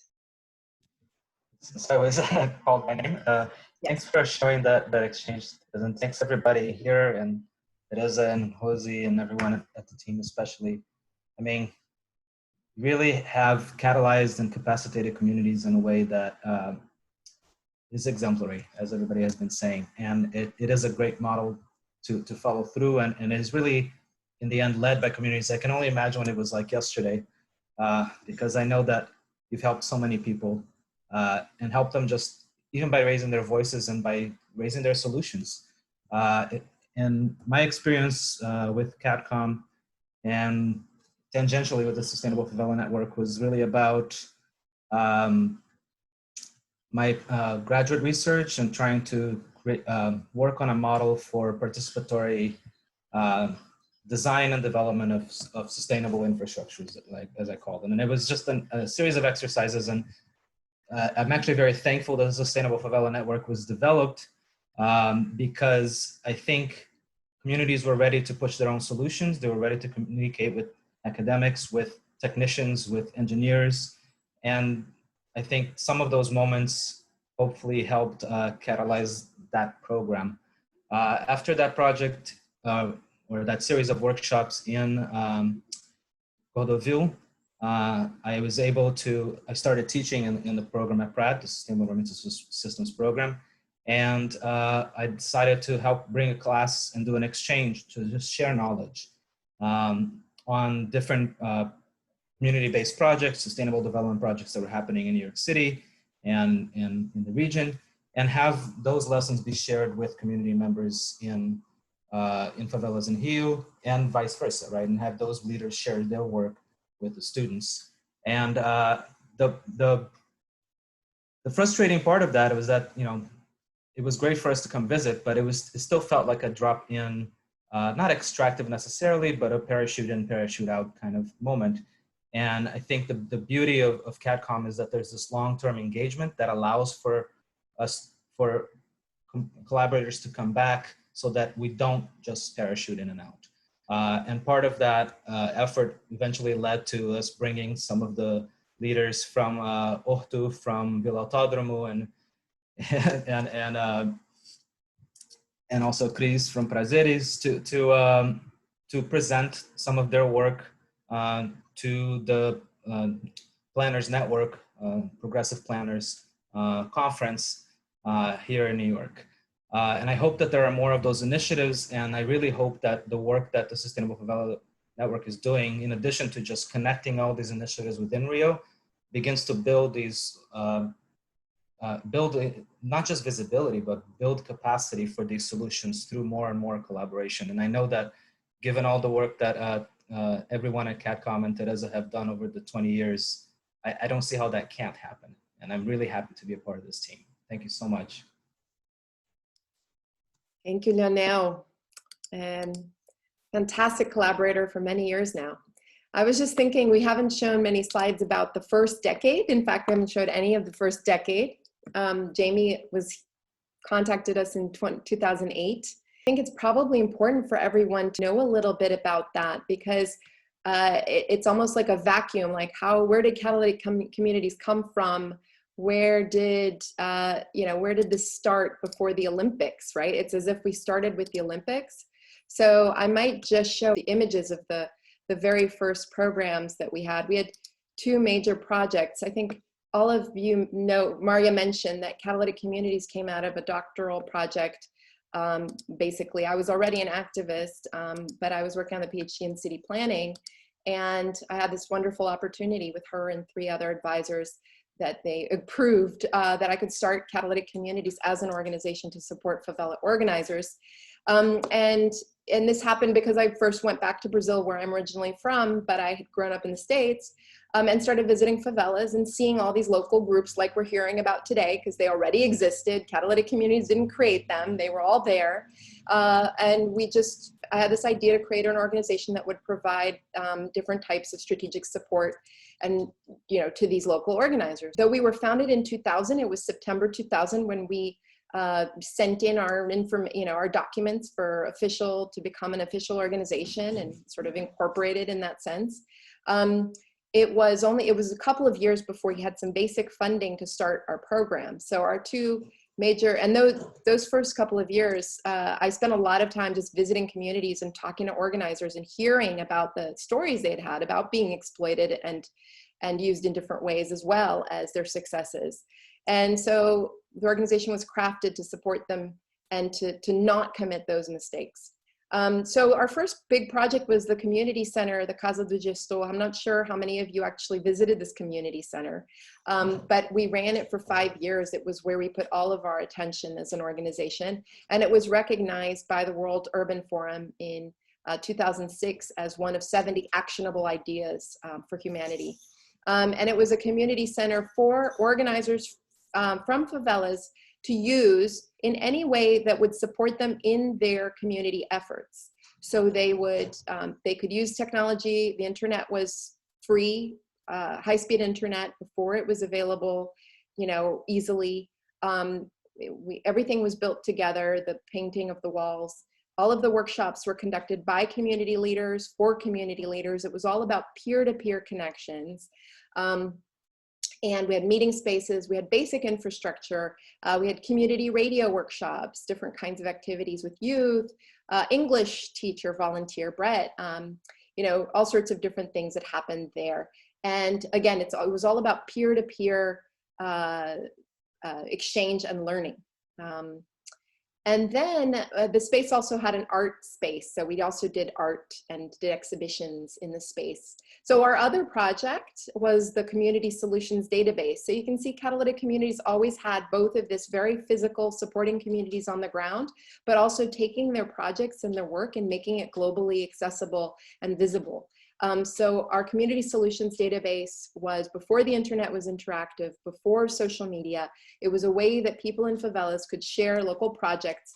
And it wasn't just Rio, but 80% of the projects were in Rio's favelas. And this is Rosie, who you saw earlier, 20 years ago, typing up a community project with a local leader, and the Community Solutions Database helped get attention for projects, visibility. This is an example from Global TV and City of God, right after the City of God movie came out, creating really bad publicity for this community. Global found in our database a project and went out and filmed this important piece. And that the database won a tech award in 2006 as well. And that led into a series of changes for CatComm, because in 2008, basically we closed both of those early programs, and because we realized that the internet was now accessible, social media was coming out, people were going to be able to publish anywhere online for free. The community center was no longer as necessary because of the internet expansion, et cetera. So we closed both of those programs and we transitioned over. We did social media and community journalism trainings in 2010, 2011, helping community leaders make strategic use of social media, introducing them to Facebook, to Twitter, to a whole bunch of other Blogger and other platforms, and community journalism for young journalists from favelas. And that led into what we do today. And so I guess I should just, it is important to understand we have to sort of see the organization as having a life cycle. So these projects I just described from 2000 to 2010, they were all about networking. And then the projects you've been hearing about most of the conversation today are the ones you're familiar with from our communications phase, which continues. Obviously, all of these phases continue, but our focus on communication before the Olympics, around human rights, around evictions, and then now developing models for how these communities can actually be integrated in a way that is actually based on their assets, their qualities, and local control. And then ultimately global advocacy is another, something we're moving into. And you can see that these phases, and these pillars, they sort of interact and they grow over time. So this gives you sort of a bigger insight into Catalytic Communities, our 3 projects today. And finally, I'll finish with this, and maybe I'll ask Anna Rubo to say a few words as well after this, because she works with the SDGs. And a couple of years ago, one of our interns, Mark, who unfortunately couldn't make it today, he led us on this process to investigate how Catalytic Communities interacts with the Sustainable Development Goals. And we went through every single one of the goals, and we identified how our work relates to it. And basically what we realized is the way our framework is that, for those of you who aren't familiar with the SDGs, number 11 is the orange, sustainable cities, and number 16 is just institutions. What we realize is that as an organization, our goal is sustainable communities, but you can't have that without social justice. And so the trunk of the tree is social justice. And all of the other elements like safe drinking water, sanitation, everything else is part of the canopy. It's part of sustainable communities in the CatComm framework. But there were also 4 elements that were missing from the Sustainable Development Goals if we're talking about grassroots organizing. And they are the rights to roots and belonging, community control and autonomy, direct channels to government, and fair, nuanced media. And so CatComm, this is sort of a framework to understand how we work and also how our programs fit together. So Rio on Watch works to shift the narrative, so we see favelas as part of the solution.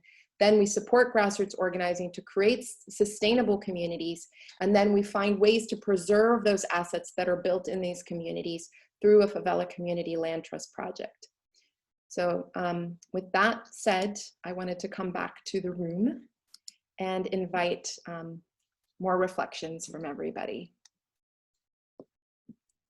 I mentioned several people recently, John, Anna. David hasn't said a word. He was an incredible intern, actually second largest intern contributor to Rio on Watch in our history. Mariah, sorry. Yes, Irma. I have a few remarks, even though I come from way outside of this in terms of our relationship and our support of you. I regret that Lance isn't here now, because I think his organization, the NGO that he co-founded, the Consortium for Sustainable Urbanization, is important, works with the UN. You're well aware of it. I think he would have had important contributions. But I myself have a couple, if you'll indulge me. And first of all, let me say, I've been in quarantine in my Woodstock house for 7 months. I teach remotely. I'm very protective of myself because of my age. After 4 months, I could see my grandchildren. So we're existing in this strange limbo, in this unbelievably scary world that the US finds itself in right now, which is the brink of a wonderful new era or a continuation of a nightmare. So it's between the pandemic and this political situation, we just try to wake up every morning and do everything we can to be active, to contribute. But what I wanted to say was I worked in I wrote it down so I wouldn't blab on forever. I worked in the Federal Anti-Poverty Program in Wheeling, West Virginia in the mid-1960s, where the overwhelming issues of class impacted our work enormously. We were working in an area of Appalachian, very mostly white population that I had not encountered in my life before, absolutely poverty-stricken and terribly no confidence in their own ability. So organizing was very hard. I learned a lot. I visited the favelas with Teresa, and I was thinking about your extraordinary success and the relative lack of success of community organization efforts in our urban, under-resourced and marginalized communities those decades ago when hope was in the air. One of the things is you do work, we did talk.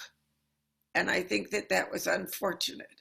But that's when I think back about it, it's a significant difference.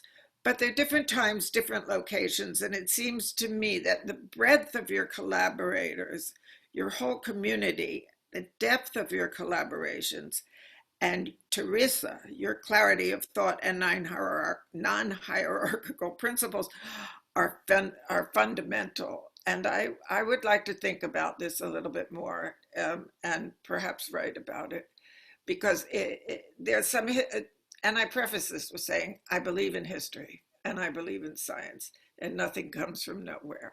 So thank you for listening, and thank you for inviting us. It was a treat and a pleasure, and to learn more and more about what goes on and all the wonderful people that have such commitment, and they inspire and they work together with you. Thank you so much, Irma. Irma and Lance were, and her husband, were among the winners of our Rio raffle one year. I think some of you remember the Rio raffle. We regularly did it. And that's how we got to know each other. They came and stayed in Rio for a week, and they've been close friends and collaborators ever since. Anyone else want to say a word now? Oh, Anna, great, yes. Hi, everybody. It's just such a real pleasure to hear all this. And when Teresa was just talking a moment ago about the SDGs, and I just put a little note on the chat thing that we did this project, the Local Project Challenge in 2019, and trying to accelerate the SDGs. And what I think is so very interesting about what CatComm has done and what Teresa was just highlighting is this thing about advocacy. And also by broadening out these SDGs. It's been my belief, and carrying on a bit from what Irma has just been saying, the world is in such a mess that anything with a sort of clear, good message needs to be supported and disseminated. So I think the SDGs, while not perfect, certainly help to create a good platform for moving forward. And I was just thrilled to see just now this sort of thing about global advocacy, which really what we've been trying to do is to create a platform where people can show what they're doing.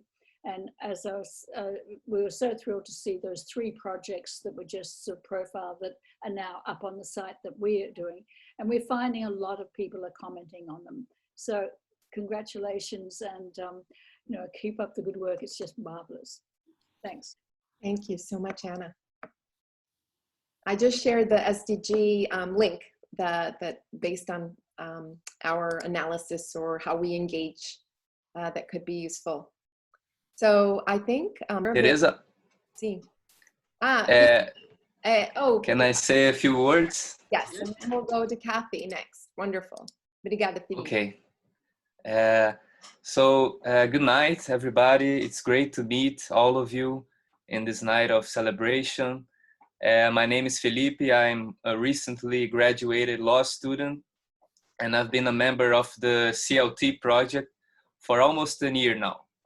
But I have been following the project even before that as a collaborator, as an observer, and it's been a great experience being part of this project. I think that the CLT comes in a really good moment today in Brazil. We have been living very hard times, and historically we struggle with the problem of informality in the urban communities, which is a structural problem of Brazil, and a problem that has never been addressed in a proper way.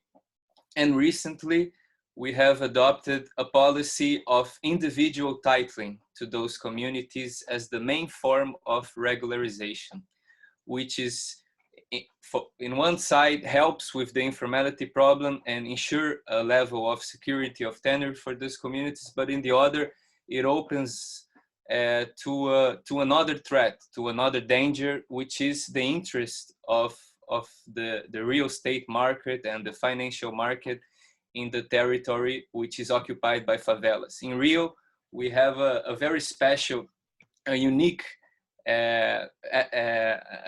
characteristic, which is that favelas, they are present in almost every neighborhood of the city, including the most valuable neighborhoods of the cities. So we have a portion of the real estate market that looks at those territories and see a waste of investment, a waste of the potential profits that those territories can have. And this policy of giving individual titles to those communities, it sorts of open up a path for the market to penetrate in those territories. So this is why I believe the CLT is a very special tool, a very relevant instrument nowadays when we discuss the right for land, the right for permanence in the territory by favela communities, and the right to develop without being displaced. So it's been great to be a part of the team. This is an instrument I truly believe that I have dedicated a lot of research into this, and it has been wonderful to help building the frameworks for the CLT in Brazil. And I'm looking forward anxiously for it to be concluded so that we can establish a pilot of a CLT in Brazil, and hopefully we're able to expand to other places, to other communities that could use the CLT as a very powerful tool to protect their right to stay in their territory and their development. So thank you, everybody. It's been great to meet all of you. Thank you so much, Felipe. Felipe has been a huge asset to the CLT team. And to the CatComm team. He's just really on the ball with everything. And I just want to thank you, Felipe, for all your contributions to this project. I think Kathy was going to say something. I don't know. Oh, John, you have to go. I would love to hear from you too, if you could wait till Kathy is finished. Up to you. John just posted here in the notes. Kathy. Oh, thank you, Teresa. I feel very much privileged to be able to speak a couple of words just of congratulations. I'm coming here from the city of Melbourne, from Melbourne in Australia, and while of course I've been very aware of your amazing work, and it's been just amazing the last 2 hours to watch and look at all of your achievements. Congratulations. But I've certainly been very, very privileged to spend a couple of recent events with Teresa where she's brought these stories to the global audience and to that global advocacy piece. It's always been very inspiring what you've been doing, and because of what I've seen you're doing, it's really important for me to bring the sustainable favelas approach and the CatComm community model to the urban planners and the architects and the designers of the future in cities like mine in Australia. And that's why I'm so grateful that Teresa is bringing your story to our SDG Cities Symposium next week as a keynote speaker. And I just think it's really important that that more people hear what is actually really possible if you genuinely get the community involved and think outside the usual way cities are potentially, formulated. But yeah, very, very, very glad to be involved in this celebration, and thank you for allowing me to give my congratulations from Melbourne in Australia and to watch all of the achievements over many, many years. So congratulations. Thank you so much, Kathy. Yeah, I've been in a few conferences with Kathy over the last year, and it's been a wonderful exchange. And I hope to, I'm glad to be contributing to your current event. I don't know if people from outside Melbourne can sign up, but Kathy's, maybe you can share the link. She's currently right now hosting an ongoing conference, which is just incredible. So I don't know if anybody could, if anyone else, we're getting to 9 o'clock Rio time. And so I'm aware of people's schedules, but I know there are other people. Julian, who was an amazing organizer in London, who we met when he was defending his home against the Olympics there and inspired us in our struggle here in Rio. I don't know if Julian wants to say a word. I know it's very late for you, Julian. Annie, who is an incredible intern and continues to be a supporter of CatComm. Mariah. Oh, Mariah, I'd love to hear a word from you if you're willing. All of you guys, I'd love to hear from everyone. I'm just looking around and you're all still here. Robert, partners at Worcester State. Rizwan, former board member. And then there are a bunch of people with their faces turned off, their videos turned off, so I don't know who's available. Teresa and Patricia. Patricia spoke. So anybody else with a couple final words? Yeah, I'll say Great. something. Julian. Yeah, I mean, it was very inspiring to meet you actually in London. I was astonished actually by, I mean, we do a website called Games Monitor in London, but I have to say, really, it's, Rio on Watch was a superior product to what we were doing. I think I was astonished by the work you were achieving there. And so, yeah, I think we may have helped a little bit in preparing you for what was going to happen in Rio, but London, the opposition in London was pretty fragmented when we consider the fight that went on in communities in Rio. You have to say that was much tougher, and you fought a lot harder, I think, to be blunt. The only thing I think we can say in London is that we're one or two of us are still at it. But apart from that, it's been amazing to watch your activities and the scale of the project as it's gone from strength to strength. Yeah. Well, thank you so much, Julian, and for continuing to support this work. I have to say that we learned a lot from Julian, and Julian warned us of a whole bunch of things that experienced in London, and we all think the London Olympics, oh, that's nothing, it wasn't bad, and it was a good example. Everybody hears these stories, and visiting Julian, seeing how it affected his neighborhood, and hearing how even the government there, even a government that I considered, for example, low on the threshold of being armed, et cetera, hearing about how they had, increased their apparatus, and hearing how they were treating activists, and hearing how they kept information from the public.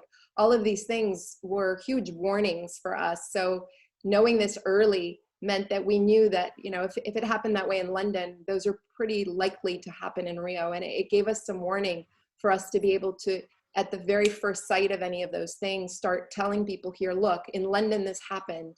It's, so I really want to thank you for that. It was critical. Yeah, London was an absolute feast of lies, and extraordinary to demonstrate how the Olympics just completely takes everybody away, and just you walk into an extraordinary kind of maze, and lying is at the heart of what they're doing in preparing public opinion and getting the project going and so on.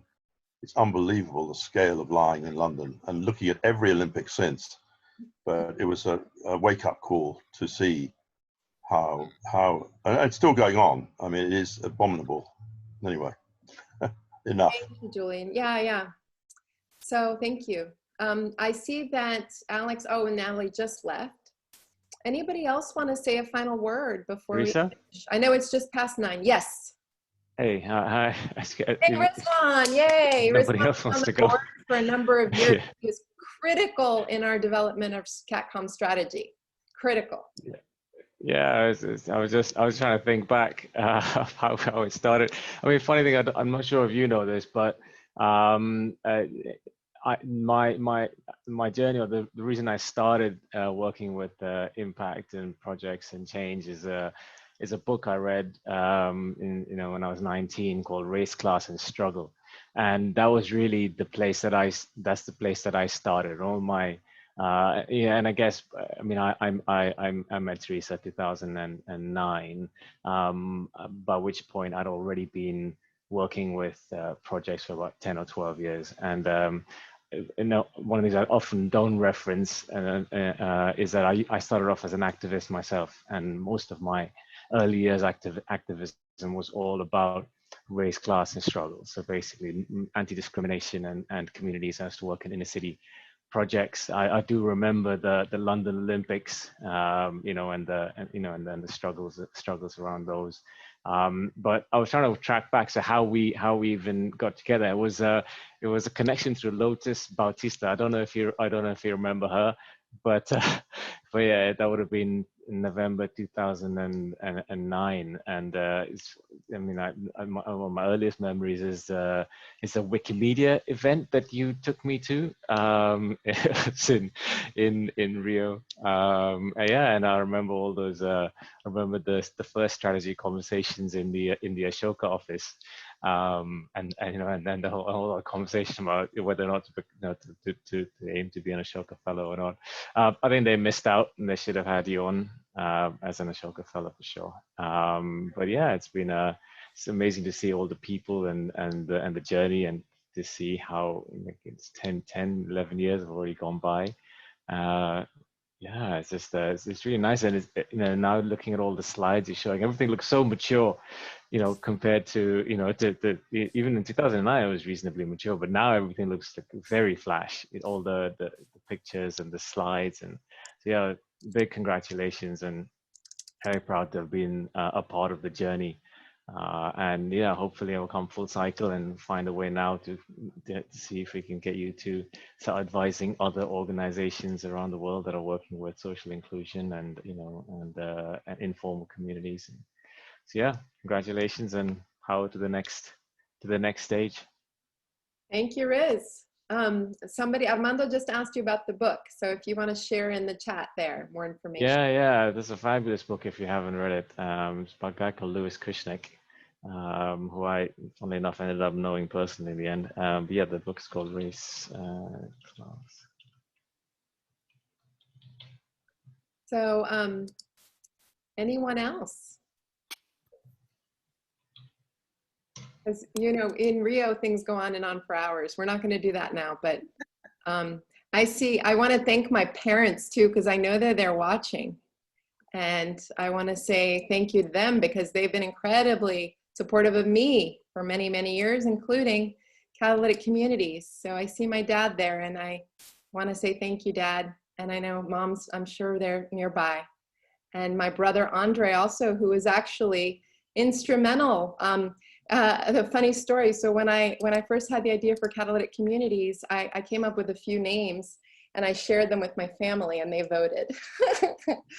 So, and my brother was an MBA, and he got involved on the first board, and he said, well, if Michael Dell can do it at 20-something, you can do it.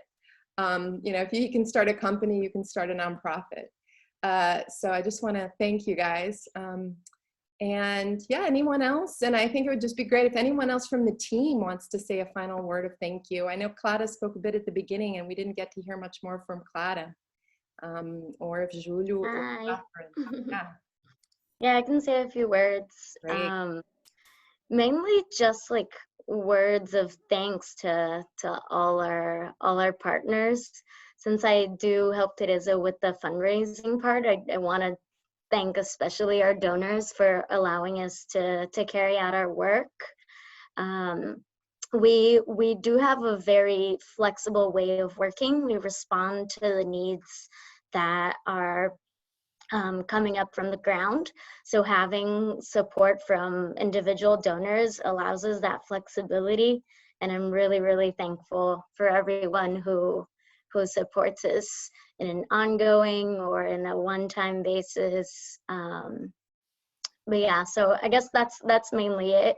I think we've talked about the work pretty well. It's been amazing to hear all these different perspectives, because I've only been with the team for 3 years. I did do some translations before that for Rio on Watch, but this level of involvement has only been for 3 years, and it's amazing to hear about people who were involved before I joined the team. So thank you.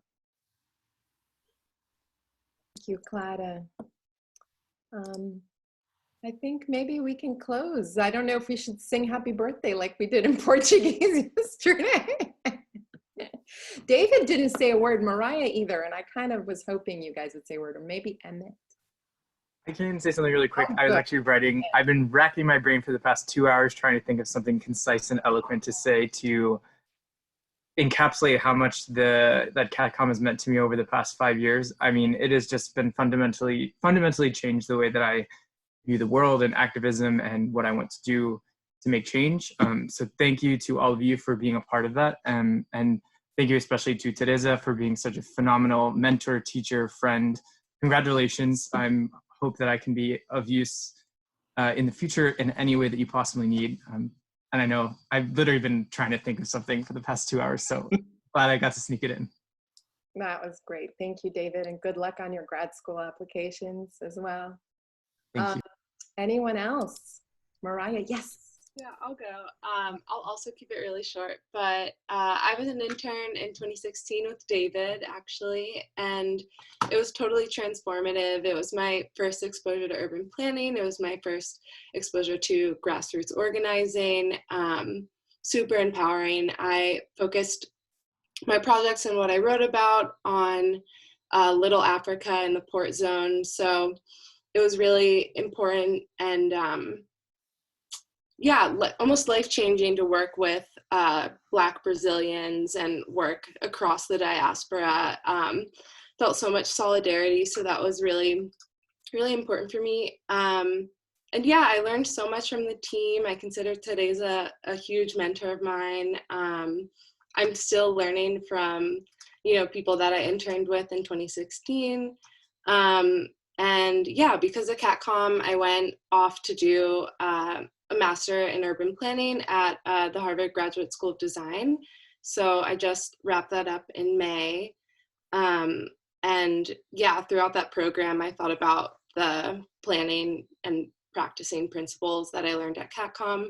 And yeah, final thing is I ended up doing a project during grad school in favelas in China, technically. So, these small, narrow buildings that kind of popped up while China was rapidly developing in the last 30 years. And there was this big exhibition in collaboration with favelas in Rio. So it was kind of a moment in which I was like, wow, Rio's favelas and what they do is really inspiring for throughout the world in terms of informal communities or, disfunded communities. So yeah, that's it.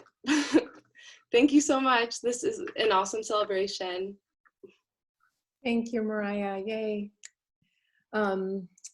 So good to hear from you. I think anyone else? Tatiana seems to want to say a word. Oh, Patricia. I would love to say something. I try. Oh, okay, and then we go to Patricia. For me, it's very interesting, this experience, because yesterday, they joined the celebration with the Brazil groups and the communication communicators. Yeah, that's it. I don't know this. Community leaders? Yeah, sorry. My English is horrible. And today, it's the experts, it's the partners, but the partners, it's far, but it's very closer, because the reporter, the experience for CatComm with the people here today, it's the very similar the yesterday. So it's the change. The people, I don't know if the people perceive help Teresa. Notice. If they realize. Yeah, sorry. I don't know the people realize for the change for the favelas, the residents of favelas, and the yours so far. And because the task maintenance, the related, it's very similar. All the people's talking about for the experience CatComm for transformers of life, your perspective, and transforming and open the windows, the other projects, active projects. So that's it. Sorry, my English. No, thank you so much, Tatiana. Patricia and then Julio. Patricia. I just wanted to say thank you so much for inviting me to attend this. It's been really nice to learn more about all the work that you all have been doing. And I'm currently writing my dissertation on these large-scale art projects that have been created in favelas in Rio. And so I really hope to be able to collaborate and meet you all and to return to Rio and to learn more about these communities in which these artworks have been created that I'm writing about. So this has been really nice to see you all, and I hope that I'll be able to come and work with you in the future. Awesome. And we met in Denver, right, Patricia? We did. Anyone else? Oh yeah, Julio. Okay, I'll be quick. Just to wrap it up quickly, I want to say that many communicators and leadership, they wanted to be here tonight, but they are not because of structural reasons. They do not have enough English to participate in such a meeting. So some of them asked me to say thank you for your contributions, all right? I can say that Tabata, all right, said that, yeah, she wanted to say thank you for the donations and for the visibility you guys give to whatever she or other community, favela communicators write. So thank you again. And I hope you keep on supporting just as Clara has mentioned. So thank you for being here tonight, and thank you to this again. Thank you, Julio. Yes, I want to say thank you for everybody here. And I think that you need to sing happy birthday for CatComm. Yeah, do we sing with clapping like in Brazil, or do we not? Because yeah, it's the moment is very strange because as it's the different the birthday in Brazil it's very different for American, and so I don't know. And for the Richmond, I don't know. Start. Happy birthday to you. Happy birthday to you. Happy birthday, dear Cat. Happy birthday to you. It was a very slow happy birthday. Slow motion. Never in Brazil that sing happy birthday to happy birthday. Never. Never. Never. Happy birthday. It's very up. So thank you, everyone. I don't think that any final words. I saw Laura appeared. That's exciting. Anyone want to say a word left? If not, we can close out our wonderful celebration, and thank you. Can I just chime in for a second? Okay. By the way, this is my best friend from college and Kay's godmother. Hi. Hola, bom dia, boa noite, everyone. Hola, buenas noches. I just wanted to, I was texting Teresa the other day, and I was just telling her how I remember how exactly 20 years ago, and Teresa came to visit me. This phenomenal idea, and I want to share with you. And it was the idea of CatComm, and it was one of the first virtual NGOs. And this was in an era when nobody was creating such NGOs online, and she was an innovator, a visionary on how you can use the internet for people to help each other around the world, share ideas, and that evolved to then having a space, which when I then visited her, she had a phenomenal space for communities to use. And then that evolved around the Olympics and then with the favelas. And it's just, it keeps evolving. And every single project has been inspiring, mind-blowing, and everything's been cutting edge. And I just want to say that I'm just perennially in awe of you and of CatComm and of everybody who's worked in CatComm who I've gotten to know over the years for the amazing work you do, which is needed. So super congratulations on your 20th birthday. And I can't wait to see what other projects and other directions CatComm will grow in the future as you keep addressing different things from pandemics and more. So super congratulations. I feel very lucky to have been there seeing this grow since the beginning. I feel like it's a little baby that we've been taking care of, and super proud of all of you. So again, whatever I can do to be support, I'm always going to be a supporter of you all. Thank you, Laura. Thank you. Love you all. Love you too. Love everybody here. Thank you. Thank you. Thank you. Bye. Thanks, everybody. Bye. Bye.